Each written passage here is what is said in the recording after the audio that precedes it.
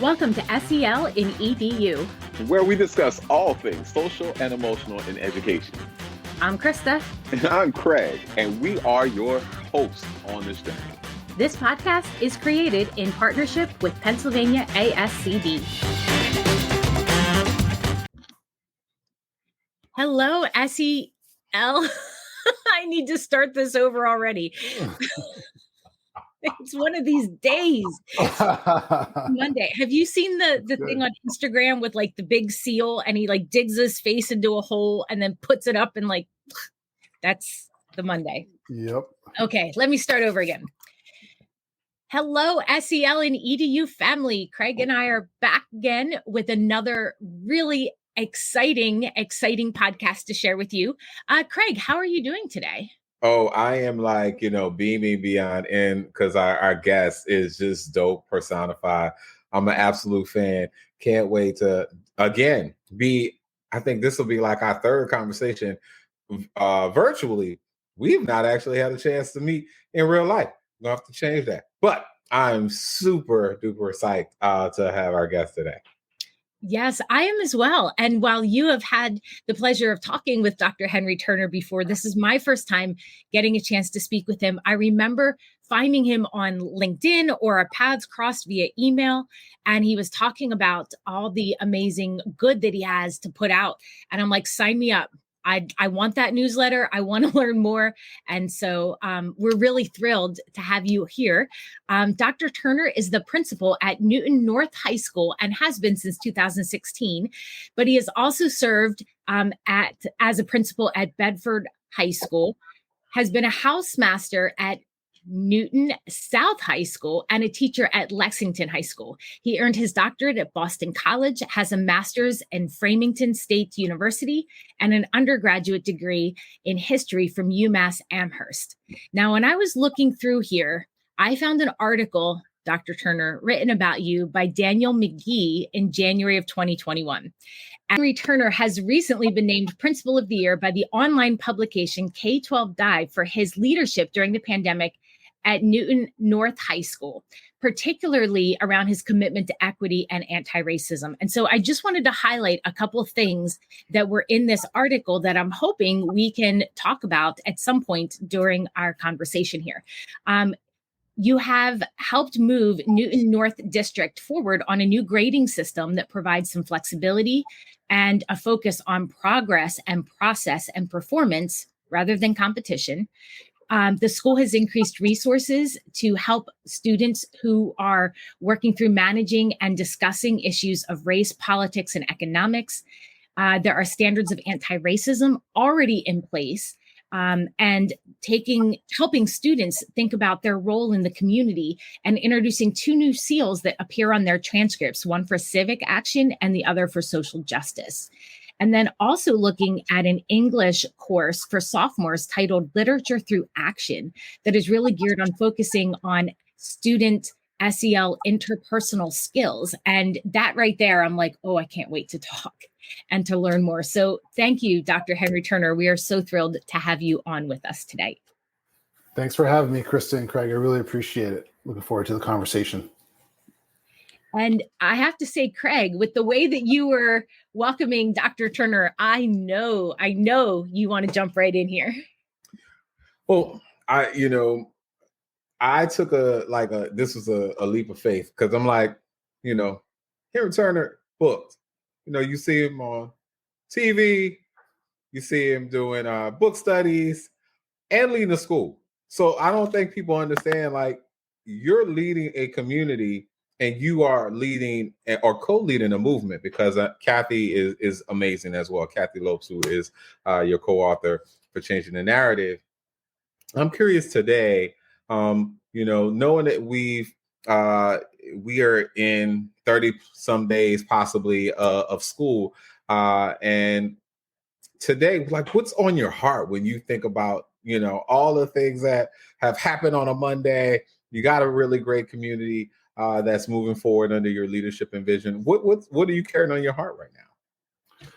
Yeah, well, thank you for that. I think that the way you describe it, I see all this work being connected together, right? And so to me, what I feel energized about going into our school every day is just seeing the amazing work that our educators are doing.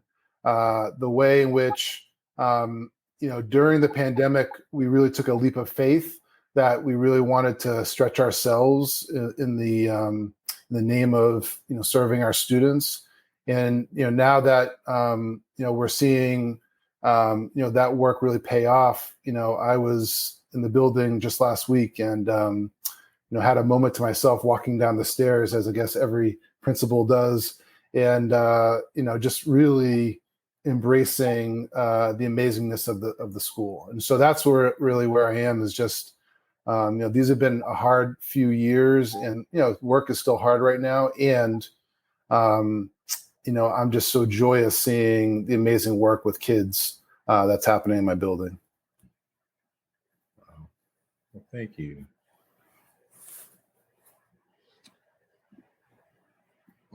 So I'm gonna go ahead and keep going, because Krista, I don't know, she was just taken back by all of this. I will ask questions. So, all right. So, for those who may not be aware of the great work you do, Change the Narrative, incredible book.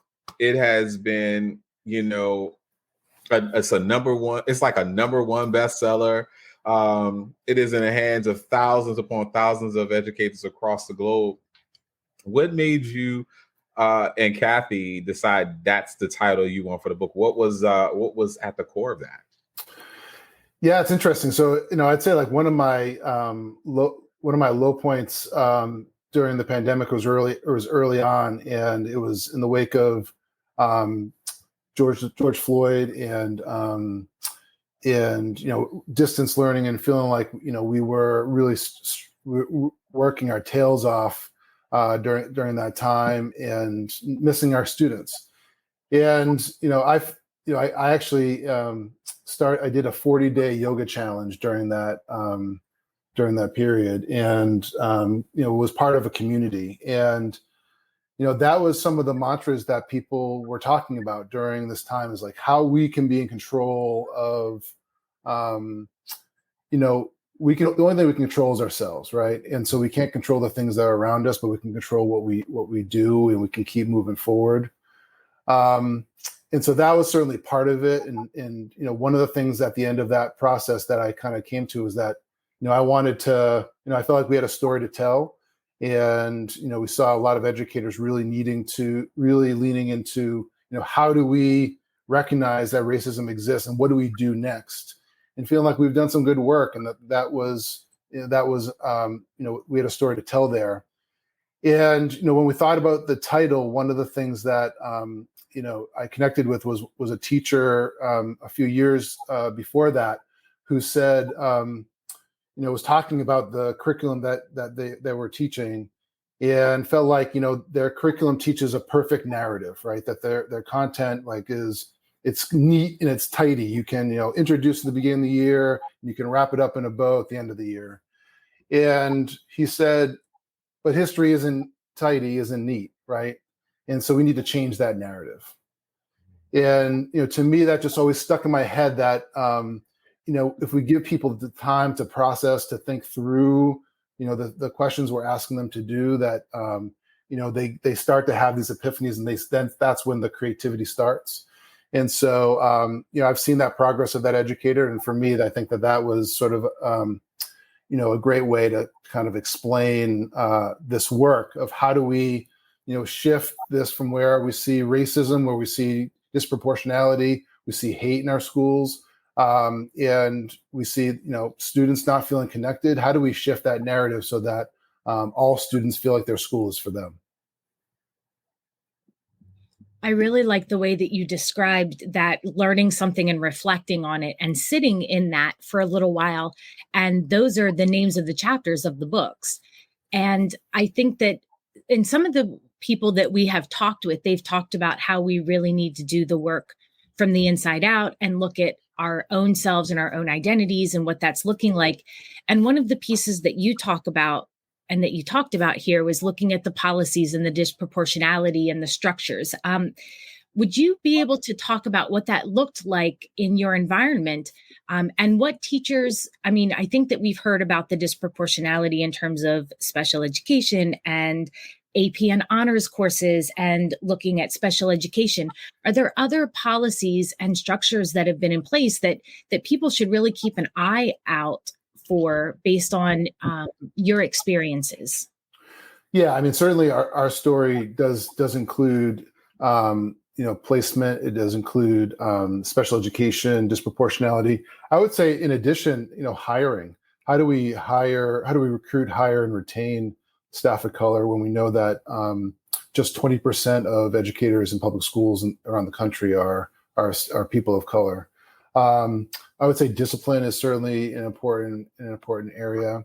I would say, I think that the leveling conversation is an important one, but I think that there are so many different layers within that, right? Like, how do we assess students? How do we make sure we're checking our bias in terms of how we assess students? How do we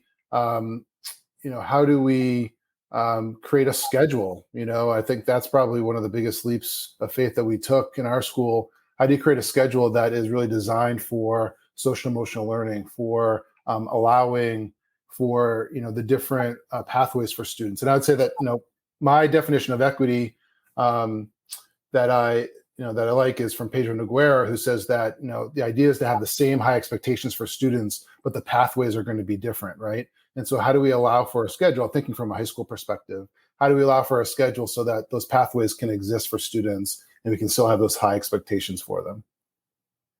Would you mind expanding on what those pathways look like for you in being able to maintain the levels of rigor and expectation so that all students could be successful no matter which pathway they choose? Yeah, so I think that your initial comment was the idea that there are a lot of problems. How do we fix them, right? And I think that sometimes I've worked with schools where they said, well, equity was our part of our school improvement plan this year.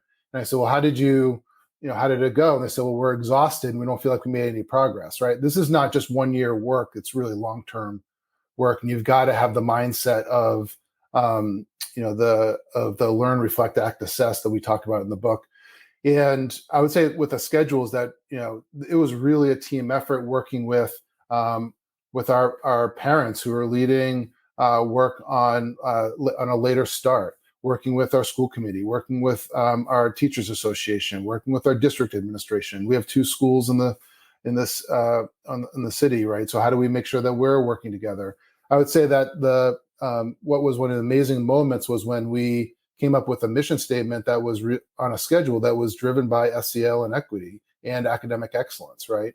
And I would say the last time we had a schedule, which was way before I was there, but it was, the one that the teachers hated the least, right? So like this one actually had a core set of beliefs. And so I think for every school, there's a lot of different things you can do.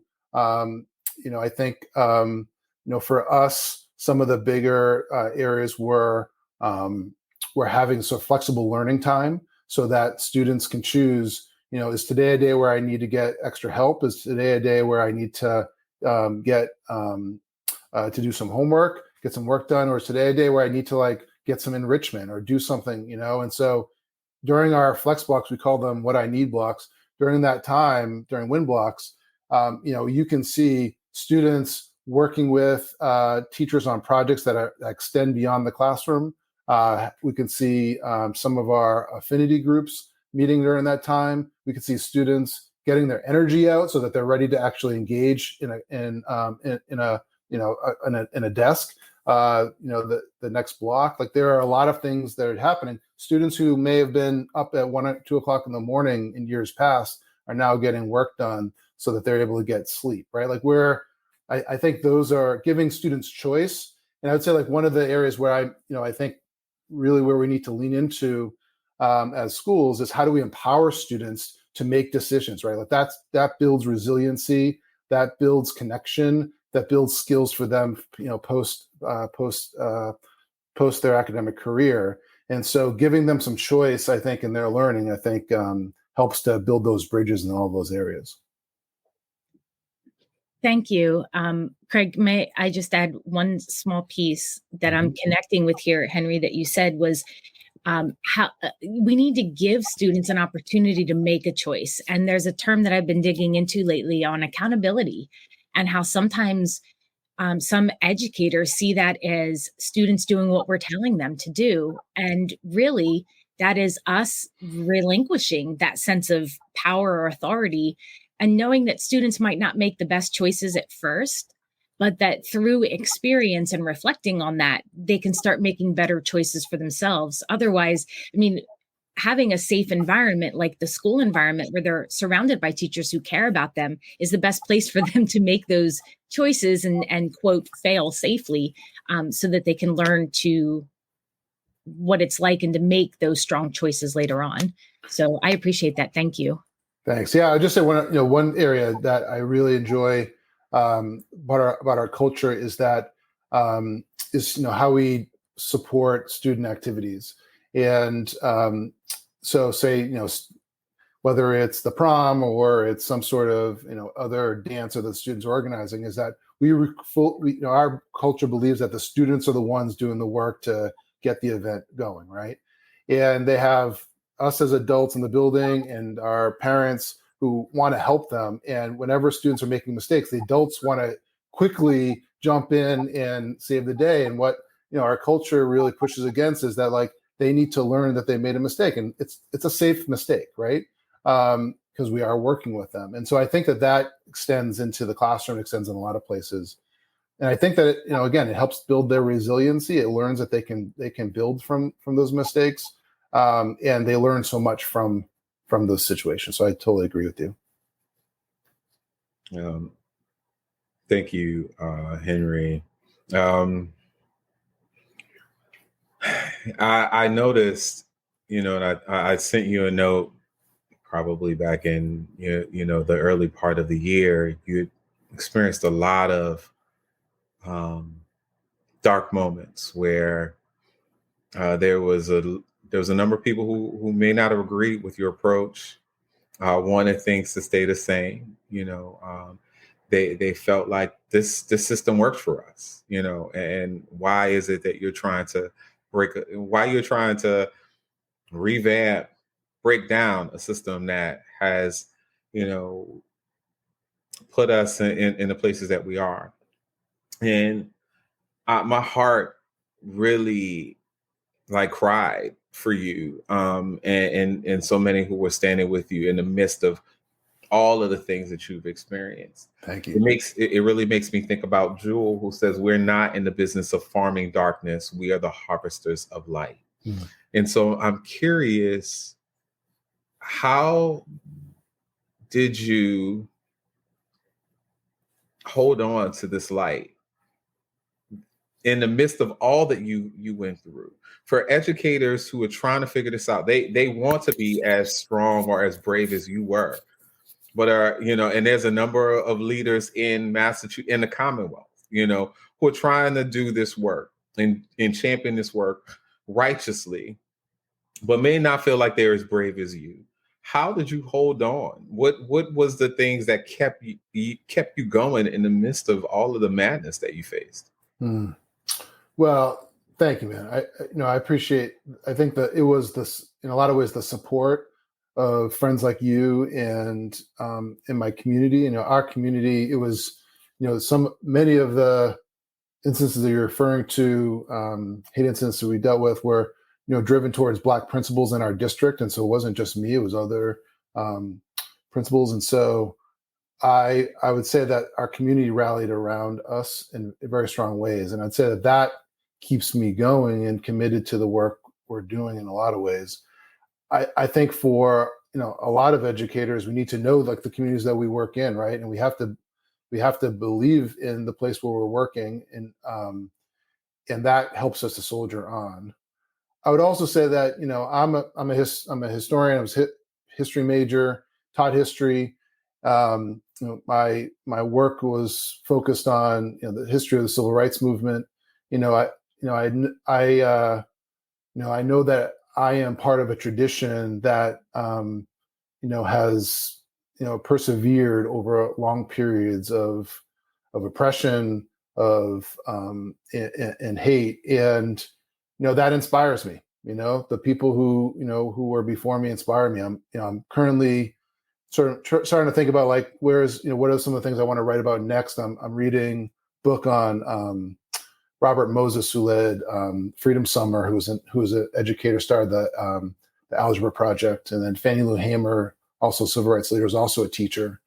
And just thinking about that there are people before us who persevered through far different things than that we're dealing with, and that our voice as educators are shining on that light, right? Are helping kids to grow, helping kids to feel connected. That inspires me. So there's no doubt that there's dark moments. There's moments where I'm I can't sleep, or I'm sort of like just struggling, but I feel like getting lifted up by the people who care about me is a big part of this. And reflecting on sort of how long that this is a long pursuit, that resistance happens, but I do believe that that justice does end on the right side. And I also think that we need to be strategic, right? And so I think about, there are times where we read about the reflection piece. That was one of the foundational parts of the book, was how yoga and meditation led us to sort of thinking about resiliency. And for me, there are a lot of moments when I just pull myself out of this work so that I can refresh, right? I can go for a walk, or I can go to the beach, or I can spend time with my family, right? And just check myself out, knowing that that's good for the work, right? And so, I don't know if there's a perfect answer to that, but I also think that those are some ways to, to be resilient in this space. So what I'm reflecting back as I hear you is, first, self-care is important, and that radical love is important. So for you, it was embodying yoga practices, mindfulness, meditation, and surrounding yourself with loved ones, and knowing you have some folks who are part of your Avenger squad who are right there, and reminding you, reiterating, amplifying the common vision and constitution you all carry in regards to the kind of community that you want to continue to nurture and grow as you move forward. It sounds like you also met with key leaders in key areas as well, to also talk through some of the challenges and garner more community buy-in and support as well, because this is not something you can do uniquely by yourself, but you also need partnership with folks who are out in different parts of their own community, faith-based community, those who are in government, those who are part of small businesses, and being able to really rally those voices and perspectives as well. Yeah, I think that's right. The other thing as you're speaking, I would say is, we have to be mindful of who we are engaging with and what kind of work we're doing, right? And we talk about there's all different kinds of work that we're doing, and I think that for as educators, sometimes we want to do the big thing first, right? And we want to do it immediately. And this is not this is sort of a just quick analogy, is that I remember one year in a school I was working in, and we did a professional development on this checking for understanding software.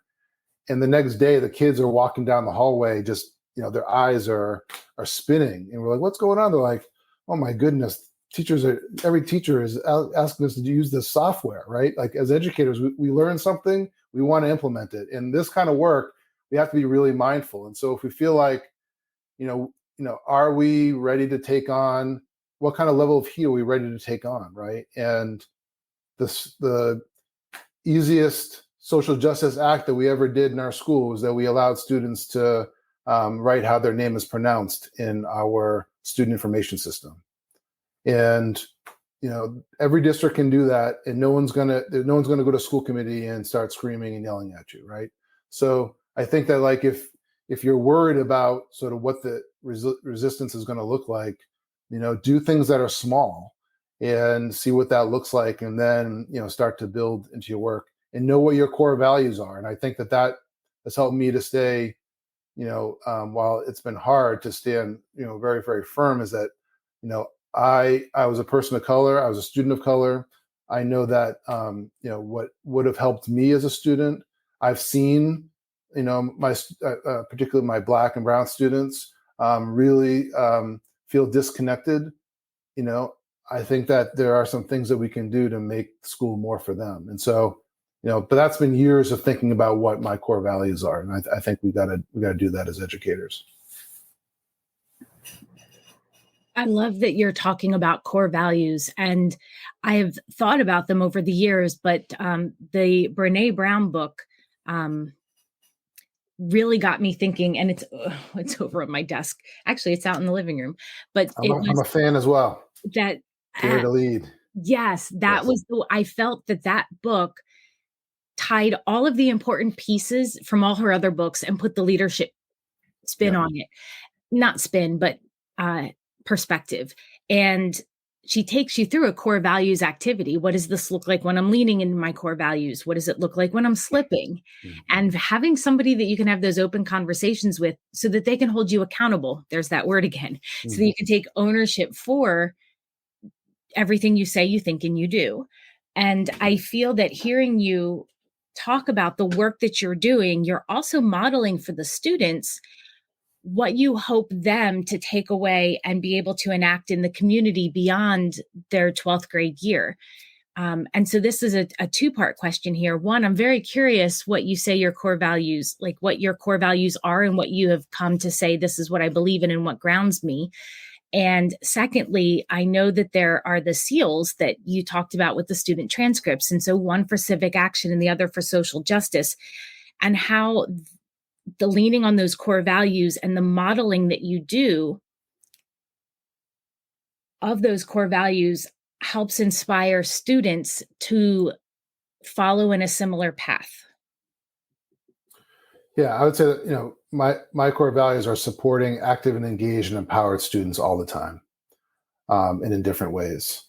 And I would say that,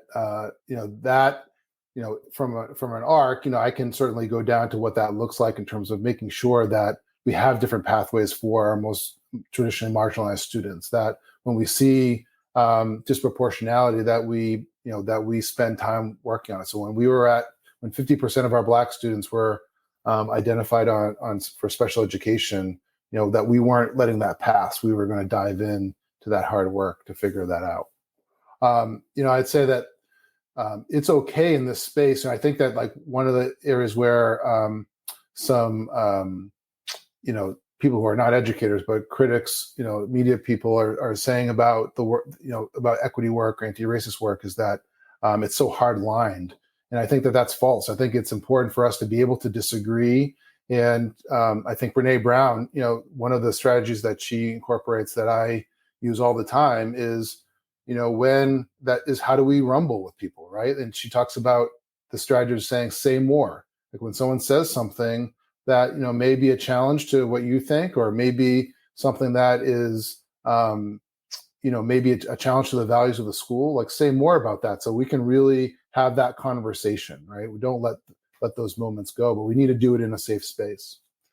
I think to kind of transition to your second question, those are the kinds of skills that we want students to have, right? Like I think from my perspective, those leadership skills are skills that, I love to learn about. And as someone who spends a lot of his job thinking about professional development, professional learning, we want teachers to develop those skills. And foundationally, we want students to develop those skills, right? Like how to stand up for someone else, how to be able to, to communicate effectively in a lot of different, in multiple modes, how to interact with someone who has a different culture from you, right? How do you, how do you learn about culture? Like those are critical skills that we want people to, all our students to have. And so, I think that, sort of, pet frustration of mine as a high school person has been the high school transcript, because, It's just been a place where it's just grades, a GPA, and that's all colleges see, right? And so I think that there are some schools, and we're one of them, that are starting to think about, how do we make sure that the transcript is one that really shows all of the work that students are doing. And I remember, a student several years ago talking about how she worked in our theater program, and she spent 10 hours a week building sets for our theater program, but there was only one place in the Common application for her to write about it. Right. So this was such a big part of her school. She learned so much about it, but you got to write it as an extracurricular activity. And so the SEALs is a way for students to really demonstrate their passion in school, what they've done beyond the classroom, even though it could be connected to the classroom. So now we have, it's inspired by the Seal of Biliteracy, which is a national seal, state seal, which is for students who speak a language additionally beyond English. And so we have a seal of civic action, seal for social justice. We just adopted a seal for theater, art, music. And I think we're going to have a seal for engineering pretty soon. So we're really starting to expand the number of seals that we have. And I think that it goes on the high school, it goes on their transcript. So I think that it's a way that's allowed our students to demonstrate their individuality, demonstrate the things where they really are passionate about, and at the same time, it's about them. It's not about them in comparison to everyone else, right? And I think that that's where we've kind of are missing the mark, at least in high schools, is that I think competition certainly can be good for students pushing themselves, but at the same time, when we're overly relying on grades as a way to measure students, they're just going to compare themselves, and inherently there are going to be students who are going to quote unquote underperform, and that's not good for society. That's not good for our economy. That's not good for for our citizenry. So how do we demonstrate that students are all growing in a lot of different ways, and that how do we make sure that their passions shine when they're looking for what they're going to do after high school? And I think SEALs are one of the ways that we can do that. Thank you so much for explaining that. And my brain is going a million miles an hour because my son, who's in college, worked on stage crew, and he helped build sets and is studying engineering. My other son loved the lights and the sound, and he's doing that Common App right now. And you're right, so much. It's a heavy focus on the academics and not really what our students are dedicated to and passionate about, or maybe what they're doing outside of school. Mm-hmm. That they bring those skill sets in during the school day. And so I really appreciate that, honoring all the ways that our students shine, and they get to promote their individuality that way. Thank you. This made me think about, like you just sent, so folks may not know, you sent a wonderful newsletter, e-newsletter. So you gotta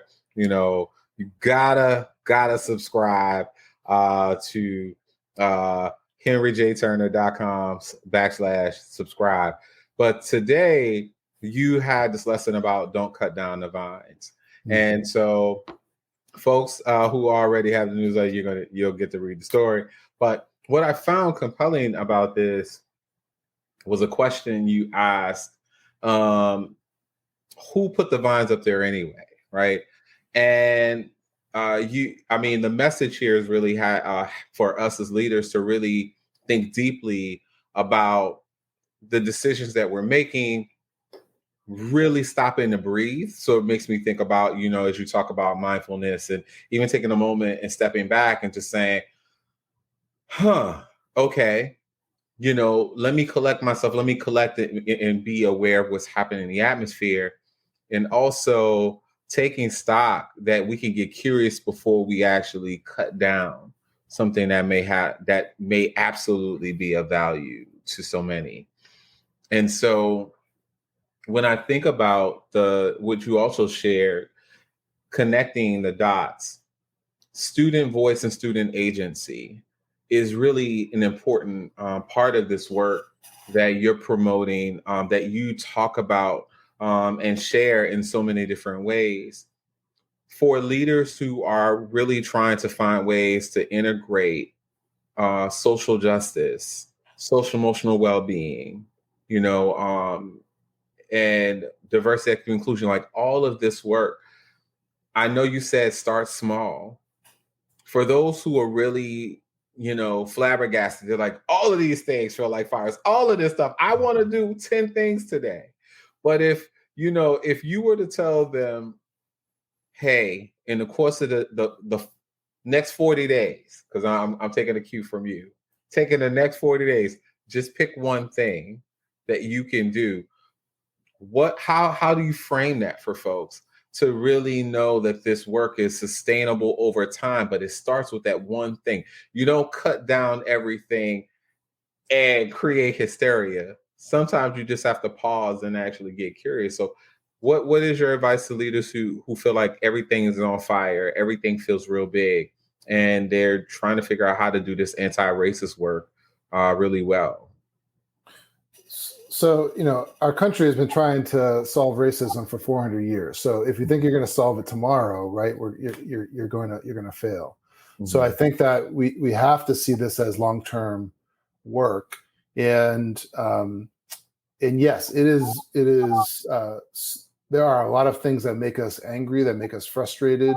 However, there is no book that you can get at the library that says, these are the things that you will do to end racism, right? It's a mindset, it's a concept. That's what we talk about in the book, is that you have to lead, but there aren't policies out there that say plug and play, this is what's going to work in your school. Or there aren't strategy, there aren't necessarily not every every thing that one school is doing is going to work in your school. And so you have to be strategic in this work. And I would say that, again, I talked about learning from civil rights movement. Civil rights movement, happened, at least the Martin Luther King era of the civil rights movement happened through the 1950s and 1960s, right? It was not just a one year initiative. And so we have to think about the long term. We have to think strategically. We have to think about, what's right for our school. And so if, I hear for right now, there is a lot of heat that people are feeling because, there's a lot of misconception, and therefore fueling a lot of anger about talking about race. There are states that are banning it, right? And so school leaders are reaching out saying, I can't talk about this right now, right? And they know that they have students in their class, in their school who are hurting. And so they want to do something, right? And so I think, you can do small things, like I said, having students be able to pronounce their name so that the teacher can pronounce their name correctly on the first day of school. That allows students to feel seen, right? And yes, that is small, but as you build trust, as a leader, you're able to dive into the work more. And I would certainly say that, my colleagues in my school would not say that we're moving slowly right now. We have a lot of things that are going on. I've also been doing this I've been in the school for 7 years. And so, I feel, a bit more confident that, we can kind of manage the number of things, even though we're asking folks to do a lot. But I think that you really have to know your school. The vine story is, about an educator who, cut down these vines in their school that, didn't know that was actually something that the graduating class had been planting for the last 20 years, right? And so, and they never recovered from it, right? You don't want these, mistakes that we make to hurt our career. And when we're a principal, we are the only one in the building. We're the only principal in the building, right? And so, we can lose credit and trust very, very quickly. And so we have to, I don't know, and let me think on that, are some of the best answers that leaders can give. And, yes, people want to move very fast, but typically those aren't people who have been in an official leadership role. And so I think we have to help our leaders who don't have a title to recognize that, yes, we want the energy, and, we need to think strategically. We have to think about our budget. We have to think about, how do we make sure that, how do we make sure that we're communicating this effectively, right? How do we make sure that we're holding the high standard that we want, and we're not just saying this is the buzzword for, this is a thing I just read, and we're going to say, all students, no students won't get a 50 anymore. There are no more zeros, right? But not ever communicate why you're doing that, right? Like we have to really think about the impact of our decisions, and think about the strategy and being able to implement it, and how do we communicate it. Thank you.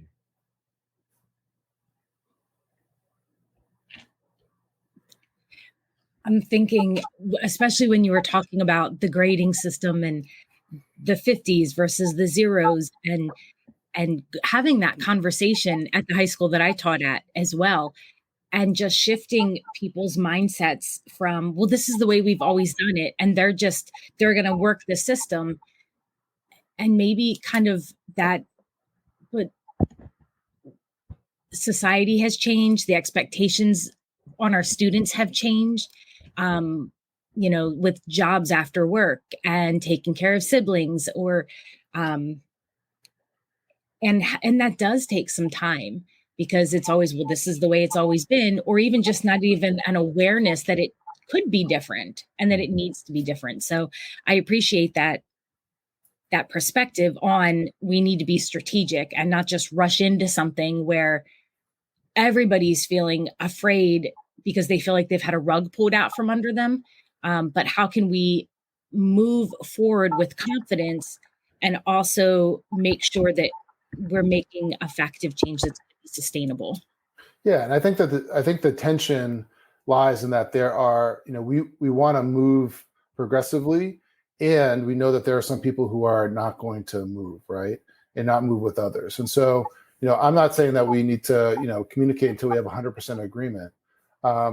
However, I think that if we're, say the 50 versus the 0, if that's the only thing you're focused on, you're looking at one tree through the forest, right?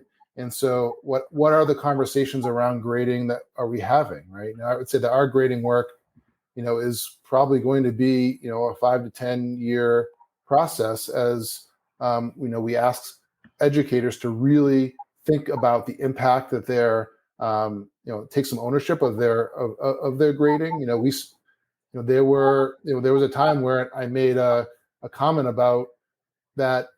If you have a perspective that, or you have ever said, I don't give grades, my students earn them, right? Then you're ignoring the power that you have over students. I said that, and I got a lot of blowback from that kind of comment, because we know as educators, a lot of teachers say that, right? And as our educators started to see the bias that they can have in their grading, whether it's participation is 60% of a grade or participation is 5% of a grade, right? Like, they're the ones making that decision. That takes years to have that conversation and get people to see their responsibility and control in it.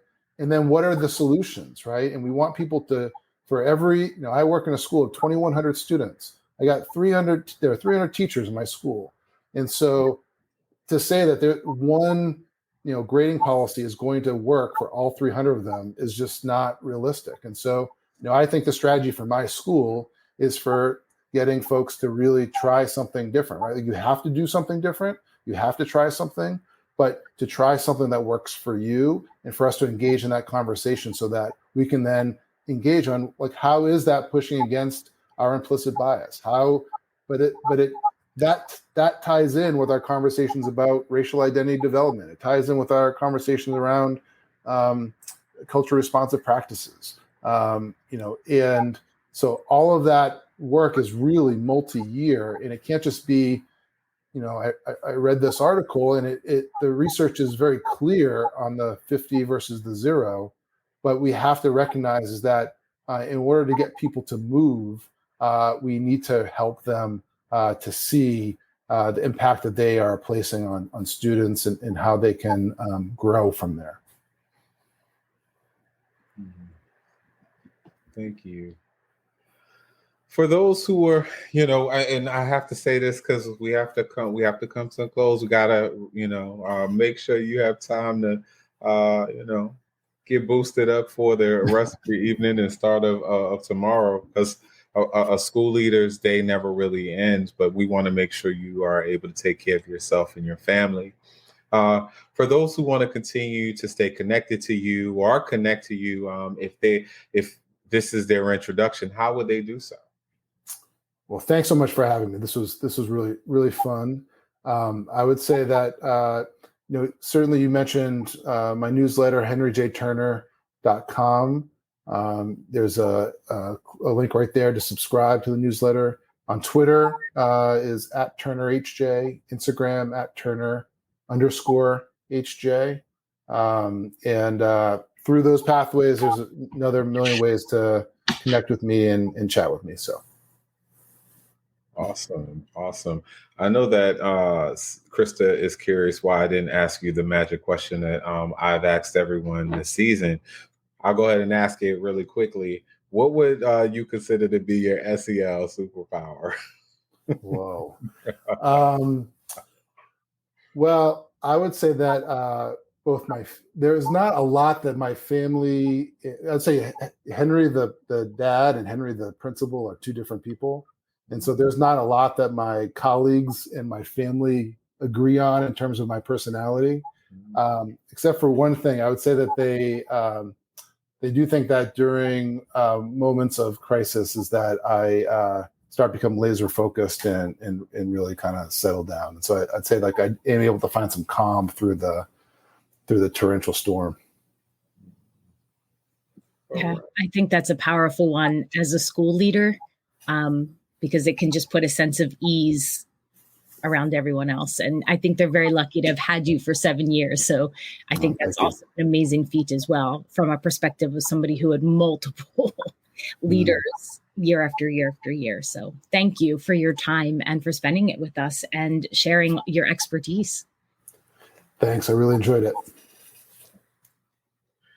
Well, us SEL and EDU family, it has been an absolute joy to have Dr. Henry Turner here, author of Change the, a co-author of Change the Narrative, bestseller. You have to have multiple copies. Like you should have one for you and friends, and continue to stay connected to Henry. He is just a really beautiful human being who I'm so grateful that we have the opportunity to stay connected with. And we want to make sure that you too find your way to connecting with Henry if you are not already part of his network. I'm just saying.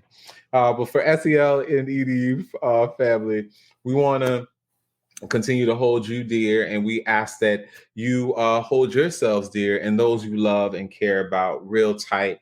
And we will continue to stand strong with you in our amazing SEL light. We send y'all love. Y'all take care.